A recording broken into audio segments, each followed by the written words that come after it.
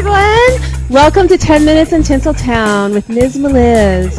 I'm Melissa Reyes, and I'm happy to have with me Jill Dahl. Did I say that right? Dahl? Yes. And she is a total doll, I'll tell you right now. Patient and sweet. So Jill Dahl is with Secondhand Therapy, which is kind of life coaching. And I'm really interested in hearing about her new program. So welcome, Jill. Thank you so much. It's wonderful to be here. Wow, thank you. So tell me a little bit about yourself. How did you get started? And we just found each other on Twitter. I know. I have to say, Twitter is kind of, I didn't expect to meet so many people when I hopped on Twitter as part of my secondhand therapy business. But I mean, you and I mean, it was really over Spanish wine that we initially connected. So I knew we were going to be best friends after that. Let's see, about myself. I have a little bit of a bizarre career path. I actually started out when I graduated from university as a high school teacher for 5 years. I was teaching English and home economics. And then I did a decade in the financial industry where I worked my way up through management and was most recently a bank manager of a flagship branch. And then I hopped on over to become an entrepreneur because I think I had my own personal experiences with trying to fight survival mode in the corporate world. And I saw so many women around me that were fighting that same thing. And so I just decided, why not remove myself from the craziness of climbing the corporate ladder and start my own little movement of women deciding that they're going to move past survival mode and start to invest in their own emotional health. So therefore, secondhand therapy was born. Wow. How long have you been doing it? This is actually my first year in business. So I officially left the corporate world last December. So it's coming up to a year, but yeah, it's been fantastic. And yeah, I am able to now work from home, drink wine on the job as I am doing now with you. So life could be better. Yeah, so I think that's what attracted me to you when you wrote in your little bio on Twitter. It says something about Spanish wine and therapy, and I thought, oh gosh, this girl she's got it going. But so you have on your website is also secondhandtherapy.com. Is that right? Yes, it is. Okay, and okay, good. And you have an ebook. So if you subscribe to your website, you automatically get the ebook. And is that correct? Okay. What's it called? The ebook is called Start Investing in Your Emotional Well-Being, 25 Practical Tips to Move Beyond Survival Mode. Again, it was just something. That's a long name. It is a long name, which I instantly regretted that name when I tried to start promoting it. However, I wanted to be able to kind of explain, and the subtitle is part of that. I don't know, you do it for the first time and then you go have that aha moment after. But the title's on there, so it's going to stay. So, just based on, again, connecting with a lot of women where they're kind of like, I want to be able to invest in myself. I'm just not really sure where to start. And so I just did. It started with building this book actually on PowerPoint to try and give people a little bit of a springboard to kind of say, hey, wait a second, there is some moments I can take to myself. There is, like, I can do a little date with myself. I can go for a walk, just small little ways instead of feeling like it's a big make work project to move beyond survival mode. Mm-hmm. So what are some of the tips? Just a couple. Yeah, one or two.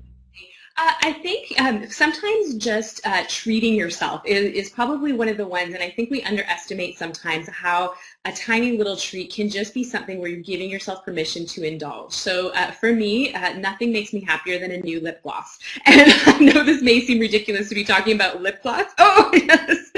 To talk about lip gloss when it comes to emotional well-being, but I think there's something so much deeper is when you're in the midst of survival mode, just taking that 10 minutes to say, you know what, I'm just going to give myself a little treat to just remind myself that I'm important here, and that tiny little splurge can make a huge difference to feeling like, okay, yeah, I'm not just fighting to keep my head above water, and it forces you to refocus on yourself. Another thing that I really recommend, and I've started working on, is either yoga or meditation. And again, I'm not someone who has grown up or was exposed to yoga for until quite recently. But I really feel that, you can go online. I have some links in the book and find some yoga courses where you can be the most beginner, inflexible person. And again, it's just taking that time to just say, 15 minutes, I'm going to watch this little video and I'm going to choose to have a moment to myself where I breathe deep and I just focus on what's important, and that's having a little bit of energy so that I can, again, move beyond just keeping my head above water. Right. Did you find it interesting that in order to technically do less and draw back a little bit, we need to do more for ourselves? Yeah. In order to balance everything, it's actually a matter of putting into practice these things like indulging and getting, taking care of yourself first, and, doing mindful practices like meditation or yoga. It takes a little effort, but it makes such a big difference in our lives. Absolutely. Is that what you found? Absolutely. And, I'll actually draw on, I was just in the process of writing another article for the Huffington Post, and I referred to an analogy about talking about that we all have like an emotional currency bank account. And my therapist, when I still go to see her, but she knew when I was in the banking world that a banking analogy, a money analogy was going to work really well for me. And she's saying, you have to be mindful of where your emotional currency is at. And if you're at overdraft, you don't have money to spend. And it's the same with emotional currency. If you haven't invested, then you have no business spending it. Right. So it clicks for me. And those overdraft fees really can add up. Trust me, I have dealt with my fair share of complaints over the past decade regarding those fees. So I'm glad to know that it's not my issue anymore. But you would consider what it means to fight survival mode. So are all women really fighting for their own survival in business? It's been 10 years since I worked in banking. You remember? It was, the corporate world is really cutthroat, and I worked for a senior vice president and a male, and this female had to work so much harder and was under so much more scrutiny for every action that she took. And she was like, sorry if you're out there somewhere and happen to see this, but you were very much like the Devil Wears Prada boss. I mean, she was really evil. And, but she had to be. I don't know why. Is that what you're talking about when you say fighting the survival mode? I feel that survival mode comes from so many different angles for women these days. And I think, I was just at an emerging women's conference in New York listening to Arianna Huffington speak. Actually, she's one of the speakers, and she talked about the third feminist revolution. And it really resonated with me because I feel like in talking with all my friends and talking with colleagues and talking with a lot of women, either, older generation, younger generation, there's something stirring right now with women and saying, you know what, like I cannot be a perfect mom, a perfect wife, a model employee who's going to put all my energy into work and still work out and you just feel so pulled in so many different directions. And Arianna Huffington was saying this third feminist revolution, first of all, we're fighting for the right to vote. Second of all, we were then just saying that we can do any job a man can do. And now this time we're standing back and saying, I want to change the world, but I don't want to do it by having to join the boys club. I want to do it with my own voice, and I want to do it on my own terms. And I think that's what I mean when I say moving past survival mode is there has to be more than life than just chasing after the power in the corporate world. And even though like that may be your calling to transform from within the corporate world, but I just really feel that at the end of your life, are you really going to say, my God, I'm so glad that I put all that effort into making my boss happy? Because, like right. Like, eulogy at your funeral. Like, not at all. And, I just feel like, when it comes to even just our relationships, if your boss is getting the I don't know, like the peppy version of you that is the can-do girl, can do everything, and then you come home and your husband gets the tired, cranky, miserable, stressed out version of you, that's messed up because your boss didn't give you the wedding ring, your boss didn't sign the marriage certificate, and yet it's so common these days that you get caught up, that you feel that you have to deliver at work and your family gets kind of the leftovers of you. And there's so many women that are trapped feeling like that's not right and yet don't know what to do about it. Does that make sense? And yes, absolutely, it makes sense. And I think that women who have decided, like yourself and myself, to not deal with that crap anymore are redefining, our our abilities, because I don't have to make a choice, motherhood and being a wife and working anymore, and I don't have to be supermom and do it all anymore. I can say how I'm going to be doing this, and I've told my husband that when my kids are out of school, I'm not going to be working outside or for anybody else anymore. I'm going to be doing this full time because this is what my hobby is. And at first he was like, you don't want to work anymore? I'm like, heck, I'm going to be working way more, but it's going to be for us and me on our terms, So I think that's where we're becoming liberated at this. I love that third feminist revolution. I had not heard that term because I've kind of been in the podcasting, reviewing products on my blog, but I'm glad to hear that. Scripter, yeah, like it kind of feels like when she said that, and any woman that I've talked to since is like, yes, that is what's kind of stirring underneath and in behind the scenes a lot. And it's not so much, and I kind of hesitate to almost use the word feminist because I think that there can be some negative connotations, like the bra. By the way, I'm like, whoa, right? Like, wait a second. I do think that there's something in saying, like, listen, we want to be able to be feminine and embrace our natural giftings and qualities and embrace that. And I do think that there's something feminist about that without having to, have all the connotations of that label, I'm a feminist. Right, like a new feminism. I think that's fantastic. That is, that's cool. So tell me about your webinar that you just had. What was it called? Yes, it was called Introducing You.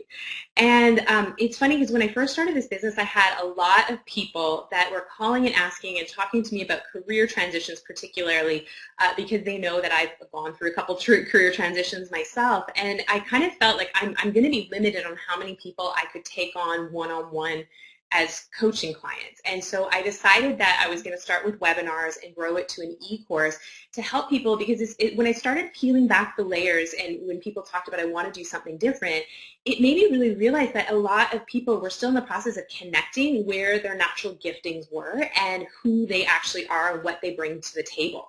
So the Introducing You webinar is kind of a little bit of an appetizer for my e-course, where it's just going through some core areas that I really firmly believe, whether you're on the verge of a career transition, whether you're maybe an empty nester that's just looking at what am I going to do with my life, there's so many different ways that or opportunities that we need to stop and say, hey, hang on, I need to get reacquainted with me right now as opposed to who I was 15, 20 years ago.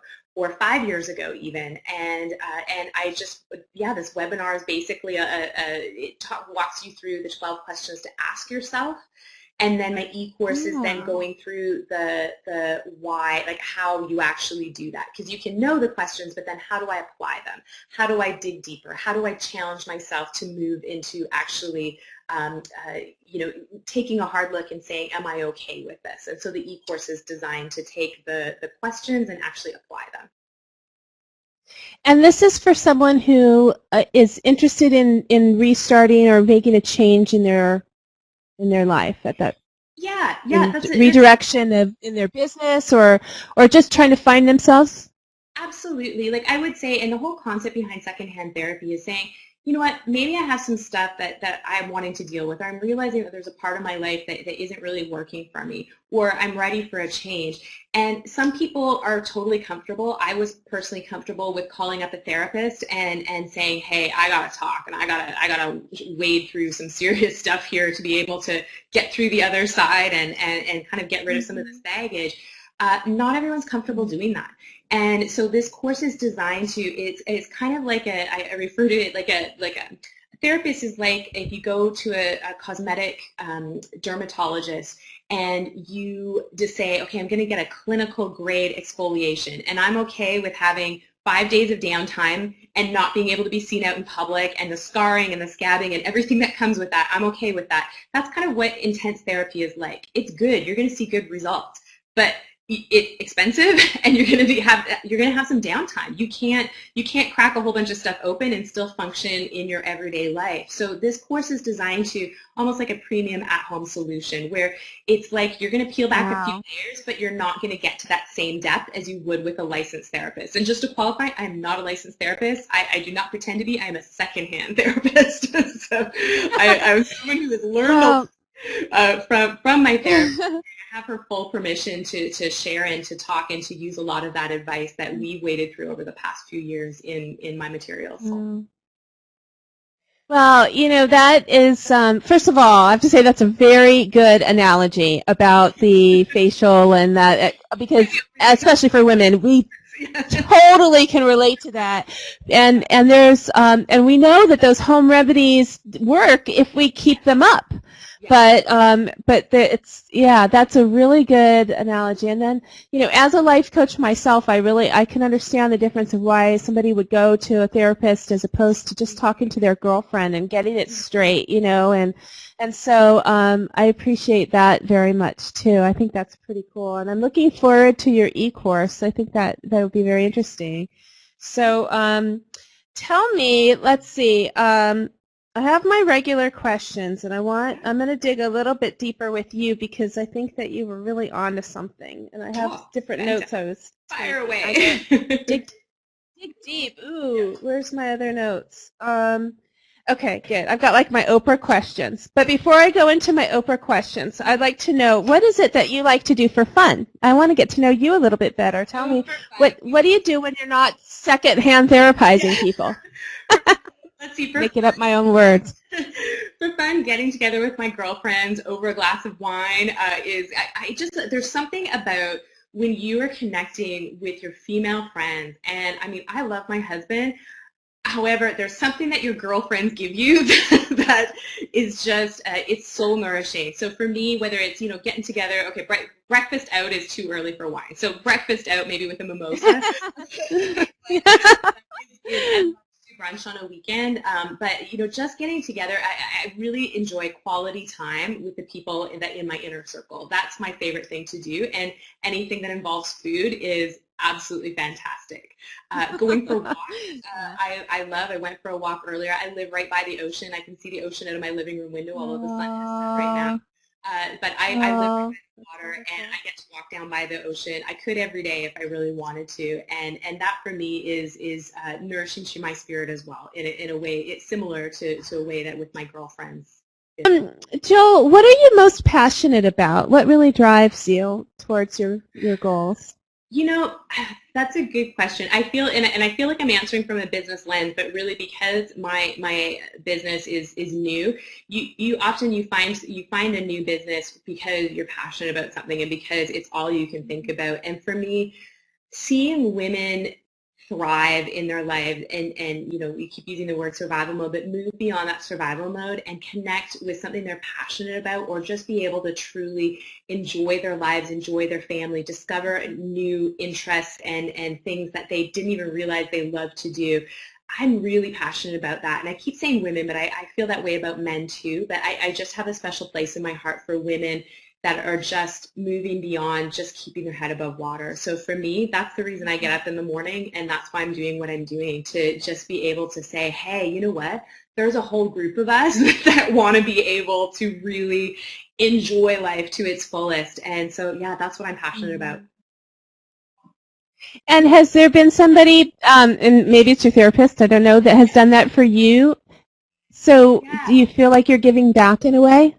Yeah, my therapist has definitely played a big role in that over the past few years. But I actually say, and part of me going to this Emerging Women conference was the opportunity to hear the women that have had a profound influence on my life through their writing and actually get to hear them speak and also meet a bunch of them. So those women were, for me, Brene Brown.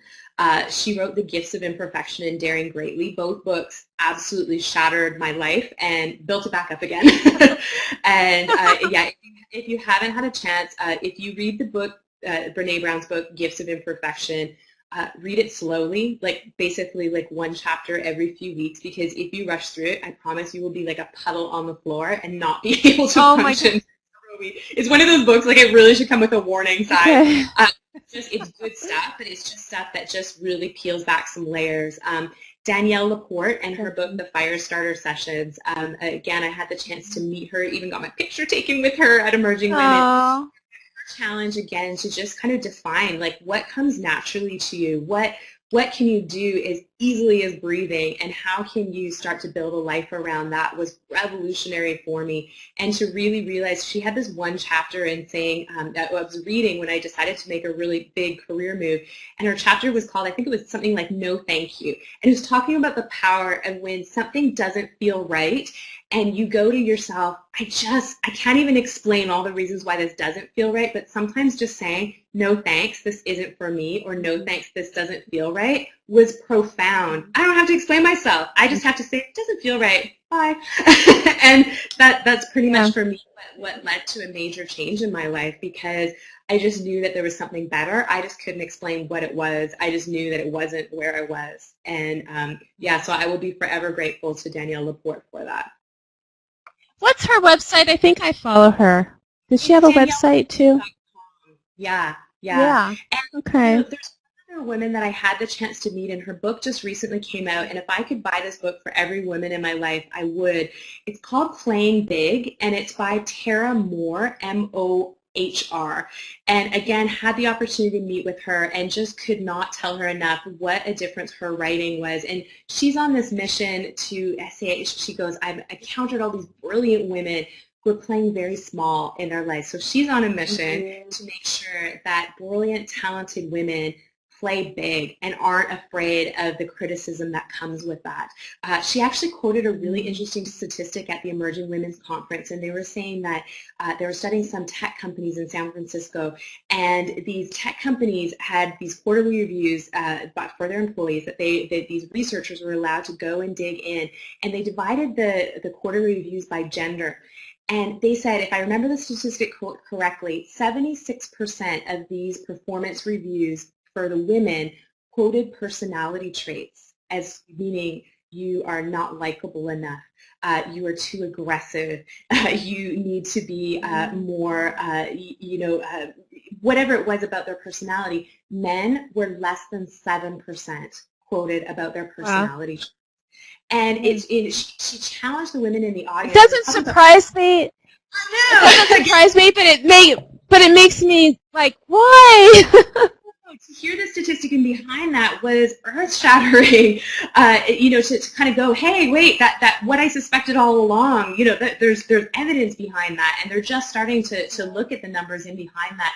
So she was talking about unhooking from praise and criticism and saying, you know what, if people are criticizing you, are they your target audience? And if they're not, thanks, but I'm not interested in your feedback because I'm interested in feedback from my target audience. And otherwise, I would just really appreciate your support. So if you're not going to support me, totally cool. But it's totally cool. Yeah, and so there's something so powerful in just realizing, like, yeah, it is my target audience I want feedback from, and everybody else, oh well, I don't care if you get it or if you don't get it. It's, you're not the person that I'm trying to talk to right now.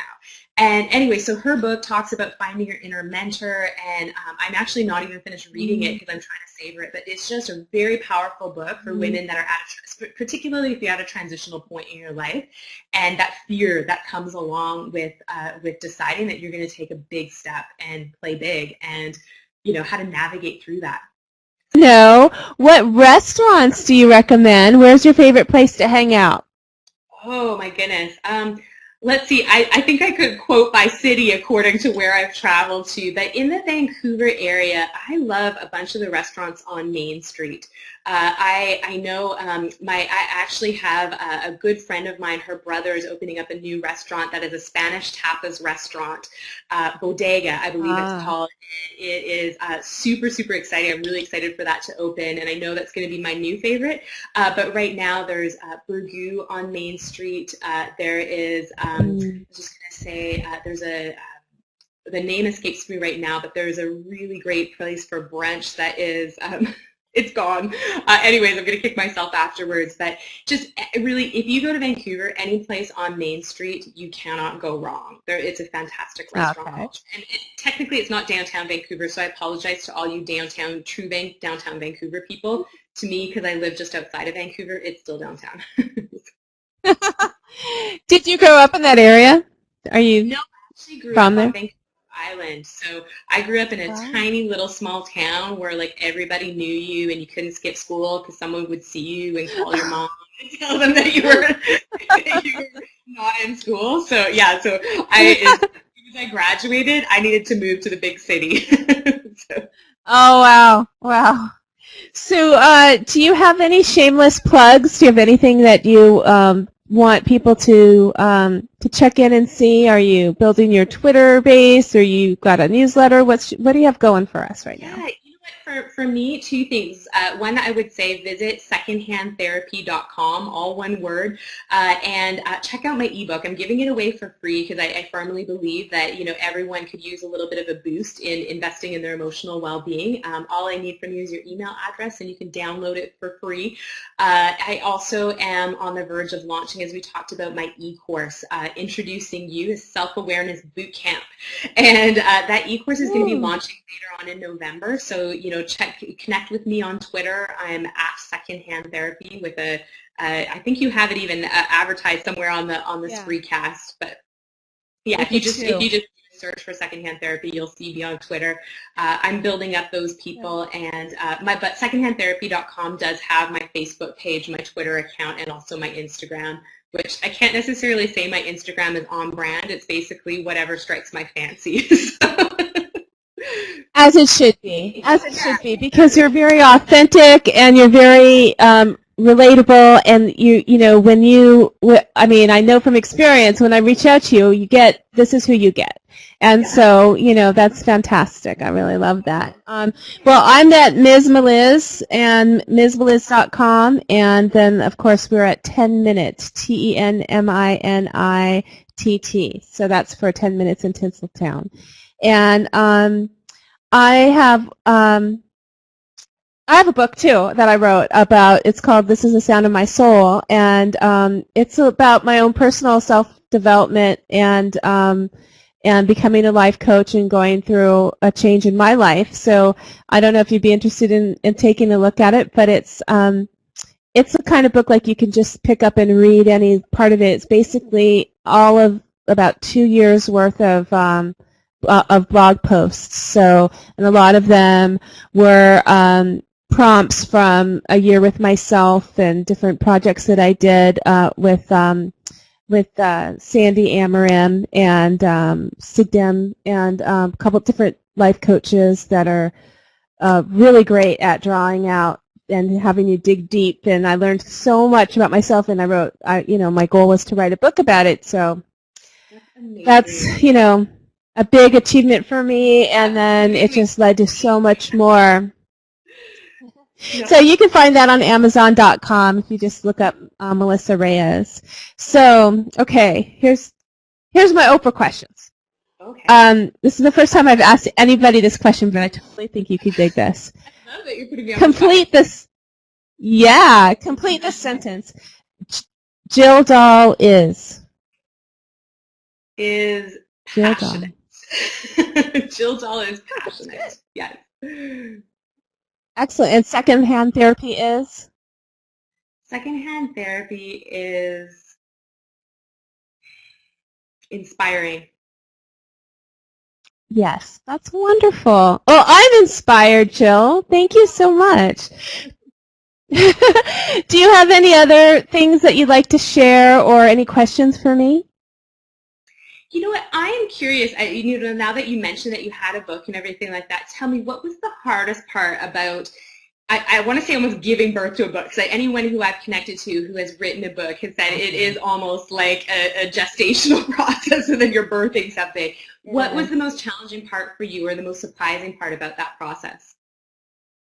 Well, it was editing, because I was determined to do everything on my own.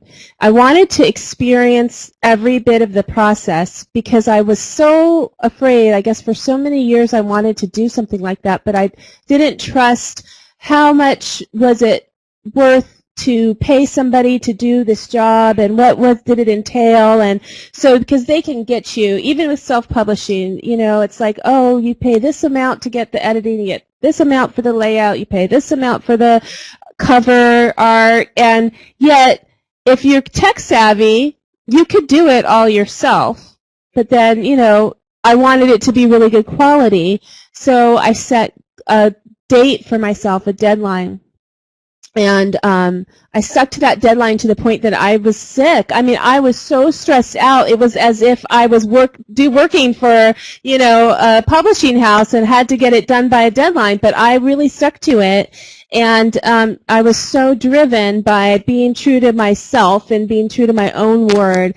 And it was a very challenging process, but it was cathartic. It was energizing. It was awakening. It was like very much like having a child, because the pain of it was so worth it, because at the end I had my baby who was just so strong and healthy, and everything, was a reflection of me. And now I know that I would pay a lot of money for editing, but I also know that I could do it. So my husband helped me, and because you definitely need to have other eyes, and that was a true test in our marriage, but that worked out. So yeah, the challenging part was just doing that deadline and getting everything done on my own. But it was so worth it, and it was easy. And the total was like $80 is what I spent. I more than made that back. How much blood, sweat, and tears on top of that? If we were to put a monetary value on that. No one's ever asked me that. But yeah, I think that in time, if I, paid myself for the time that I put into it, and added all that up, it was definitely a lot of work. But it was one of those things that you can't put a price on, because I would have done, like I did, that it's, yeah. There's really nothing else I could say about that. It was really great. Like you feel about your accomplishments, and you have many, even in this short year, you're so successful, and I'm so proud of knowing someone like you who's done these things. I work a full-time job, and everything that I do, I'm like successful to point, like, yeah, but I can't go forward with it anymore because I'm still working at this job, so, which I love. So, and I can't let go. So I'm really like on this fence of going, I can only do so much, and I'm not willing to put more time into it right now, but I can't stop myself from doing it. So if I could just survive long enough, I can get to where you're at. So anyway, that's me. Oh, thanks. I love that, though. You reminded me so much about that saying. I know Brene Brown in one of her books talks about it, but it's like asking yourself, what is the bravest thing I can do right now?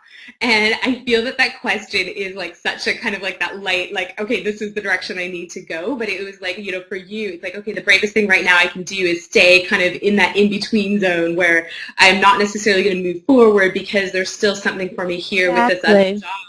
And it may be, not too short of the future, or maybe it's going to be a ways down the road where all of a sudden it's going to change. So the bravest thing for you is going, okay, time now to move forward in this, the next crazy adventure. And only you can answer that question. Right. And it's courage, but it's also sacrifice. There's the reason why I stay at my job is for my kids. I work at their school. I want to continue as long as I can. It's a great place to be. It's where I used to go to school, and but it's not my career, and it's really just service. I'm giving service to something, and it's really a good thing, and I'm good at what I do. but I've learned in the downtime, because it's not that challenging of a job, it's not anything like banking or project management or things that I was interested before. So I'm able to have my hands on a lot of things and create. And I found being true to myself and allowing myself the time and the effort and the everything that it takes to do. Like I need to have a place, I need to have equipment, I need to have time to do this, and at first I felt really guilty about it. My kids are, it's like having two jobs, and one I don't get paid for at all, but it has added so much value to my well-being and to my life, and has made them so proud, that because they've seen the results of it. But so anyway, I commend you because you're helping people do this, and you are a superstar. You are a rock star in my world, and that's why I have you here on 10 Minutes in Tinsel Town, so you could shine like the rock star that you are. So thank you so much, Jill. Unless you have anything else to add, it's time to rock it on out. It went by fast, huh? I know, it did. It totally did. We'll do it again sometime. For sure. And we're going to, I'll be definitely watching for your e-course and telling everybody I know about it, because I think you'll get a lot out of it, definitely. So, time for the music. Dance out a little bit. Drink some wine.